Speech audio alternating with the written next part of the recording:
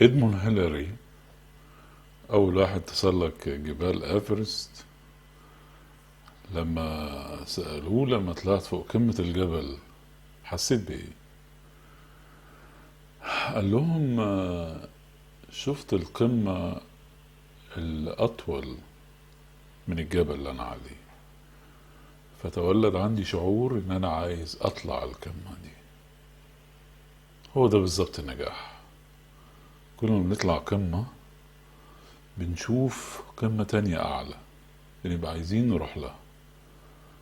بس هنا في حاجتين: الصعود للقمة العالية التنفس بيبقى صعب أوي، النفس بيبقى صعب، وبيحتاجوا كمان نوع معين من الصوانات الأكسجين مع نيتروجين وحاجات خاصة.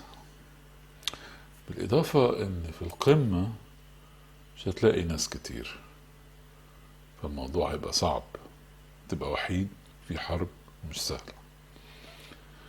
ولما تعوز تروح للقمة الأعلى من كده هتعمل إيه؟ أول حاجة هتعملها هتنزل من على القمة اللي انت فيها للقاع، وبعد كده هتروح تحاول تطلع القمة الأعلى اللي انت شفتها.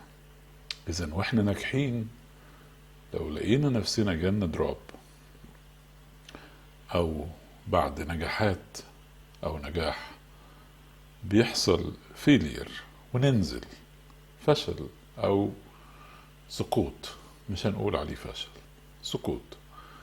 السقوط ده معناه ان احنا نزلنا القاع عشان نطلع تاني لقمة اعلى من اللي احنا كنا عليها. ودي من شيم الناجحين المميزين.